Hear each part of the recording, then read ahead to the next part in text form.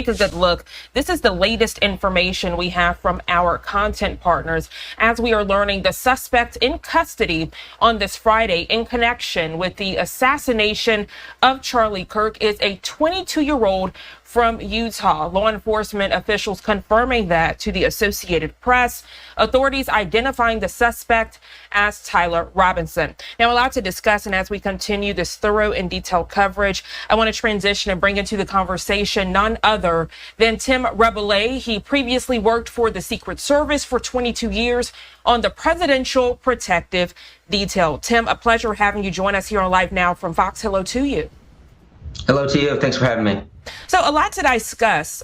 Tim, let's first go through the latest from that press conference. Viewers, some just might be tuning in. What do we know? We heard from FBI Director Kash Patel saying that it took the community. It was a group effort. If you see something, say something. 33 hours it took to get to this press conference. Yeah, listening to the press conference and, following along from the time this incident happened, it was, like Kash Patel said, it was great police work. And you can't do this without the community. And you're so right. The see something, say something. It works every time. So it sounds like a great investigation from all partners, state, local, and federal. We heard from Utah's Governor Spencer Cox in that press conference saying that a suspect's family member actually turned him in. We're also hearing that he was joined alongside a family friend. Let's discuss that, because as the images were circulating, we had images from TMZ, we had images from the campus. We saw the suspected shooter climbing the side of the roof to get up there. There were so many people who were speculating who this person could be, many people not knowing that it would be a family member who would come out to turn this person in. Yeah, so, a lot of these cases, just mass shooters in general, school shooters, or in this instance, most of these individuals, they have the term, we hear it all the time, but it's leakage. I don't know, but I'd be safe to say, and they mentioned it briefly in the news conference, where there may have been some leakage in him talking about it and showing this hatred towards Mr. Kirk prior to actually committing the incident. And, I'm glad that the family members helped turn him in after the fact, but I wish they were a little bit more proactive, and maybe this never would have happened. As you say that you wish it never would have happened, some somber words from Utah's governor towards the end, and I want to quote him. For many people, it stuck out. He says, "Is this the end of a dark chapter or the beginning of a darker chapter in history? With your Secret Service expertise, unfortunately, this isn't the first type of tragedy you have covered, but so many viewers on the edge of their seats wondering, is this the end or the beginning of a darker chapter?" As Utah's governor so eloquently put it. Yes, he brought up a couple good points, talking about the 60s, which were a little bit before my time as well, but, one of the most violent times as far as assassinations go. And with my experience, we've seen a lot of violent events, towards this country. But like you said, most importantly, we have a choice. We individually have a choice whether or not how we write this next chapter. And hopefully people take to heart exactly what he said and make that choice to turn to talking about differences and choosing towards, nonviolence. Tim, this morning, a lot of eyes are on the weapon, even the bullet. We are learning from authorities in that press conference that a bullet had the words "Hey Fascist" written on it. For many people, they are looking back to that tragedy that unfolded at Annunciation Catholic School and Church, where we were learning that some of the magazines from that suspected gunman had words written on it, some of them political, some full of hatred. Paint the picture for us, please. Set the tone of what's going on in America today. Yeah, and it's something that nobody really talks about, is how we are trained as Secret Service agents. And there's something called the pathway to violence. And everything starts with a grievance. And obviously, the shooting in Minnesota that you referenced, and the shooting that occurred in Utah on Wednesday, there was some sort of grievance. We just don't know what that grievance is right now. We could probably, try to figure out, obviously, what that grievance is. But everybody goes from a grievance to an ideation to planning, research, probing, then execution. And the key is, as Secret Service, we are taught, is to get people off that pathway to violence. And that's what I'm talking about.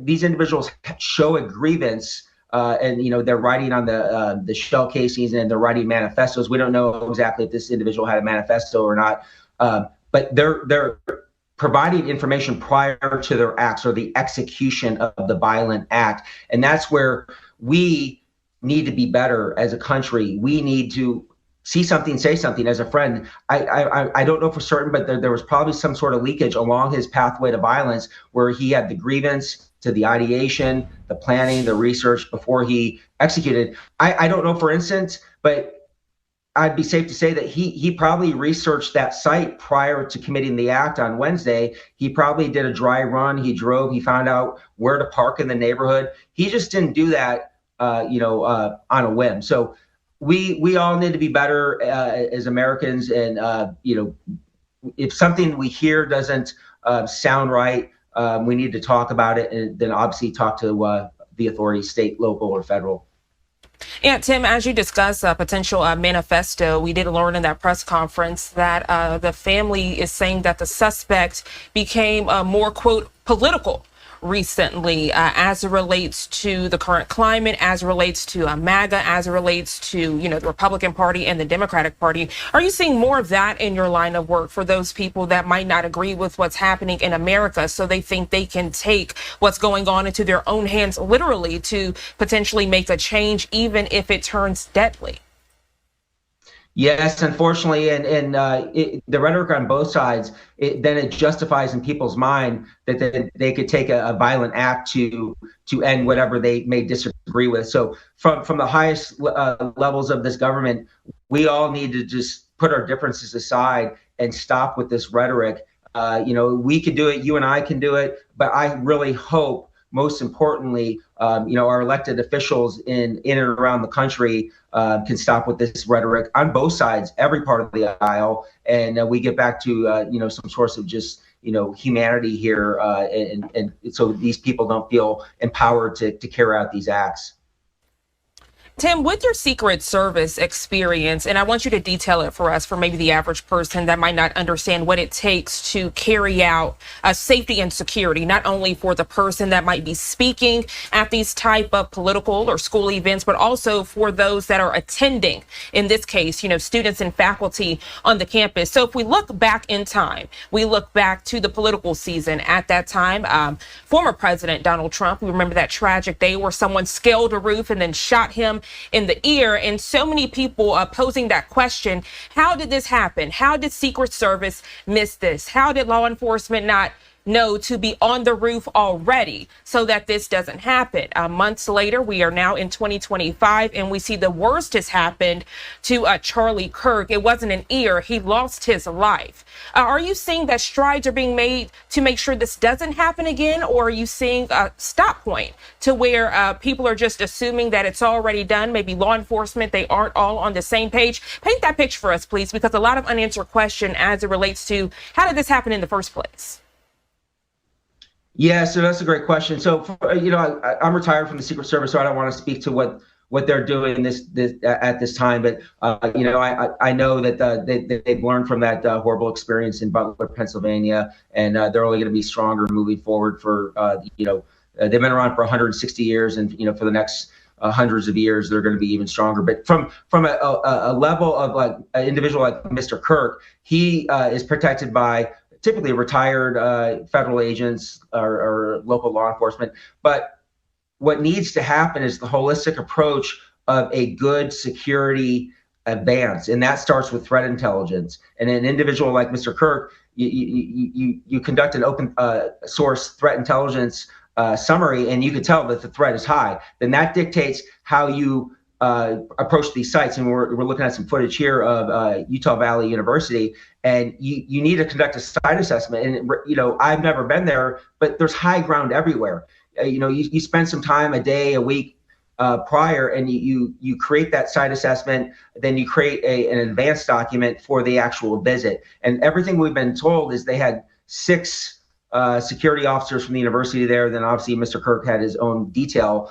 But for that magnitude of that crowd and the high ground, exposure and a lot of the vulnerabilities there. The proper techniques weren't put in place, in my opinion, based on what I've heard, to mitigate that threat. And it just goes back to being proactive and doing the work before the event actually occurs. Tim, thank you so much for that detailed breakdown. We are getting new images just into live now from Fox. We finally have that side-by-side booking photo. As mentioned in that press conference, the suspect on your screen identified as 22-year-old from Utah, Tyler Robinson. He has been booked into the Utah County Jail. What's next, Tim? Obviously, many people thinking he will not be able to get any type of bond. He will remain there until that first court appearance. Yeah, I mean, everything it sounds like, especially with the director of the FBI being there, typically a murder case would be held by, or prosecuted by the state prosecutors, but I would imagine they're going to come with some federal charges as well, and I'm sure he'll see the full weight of the Department of Justice coming his way, sooner than later. Tim, we appreciate your thorough breakdown and your perspective as we continue to learn more. Obviously, you did mention a lot of questions about a potential manifesto. So obviously, even though we did hear this press conference from the FBI director, Utah governor, other law enforcement agencies, this is not the end. Honestly, it's the beginning of what we will further know in the coming days and maybe even months. For those that are wanting to know what's next, for those that are wanting to know where do we go from here, could you provide any final words to the viewers? Yes, we have to be patient as citizens. We live in this environment now where we get everything instantly. Let's let the judicial process, play out. And this is exactly. I never met Mr. Kirk, but everything he talked about. From my perspective as well. Let the Constitution work. Let this individual have his due process, and let the investigation continue. And then like I mentioned previously, let the full weight of the Department of Justice come at him, and I'm sure he will get what he deserves. Tim Rebele, again, thank you so much for being so patient. You literally stayed on the feed as we both listened in real time with the viewers as that press conference unfolded. It was initially slated to start at 9 o'clock this morning Eastern time, then AP pushing it back to 9:30. Then it finally start around 10:05 Eastern time. But as you are well aware with your line of work, law enforcement agencies having to all get on the same page as information is relayed to the media. Again, thank you so much for your thorough breakdown. I hope you enjoy the rest of your day.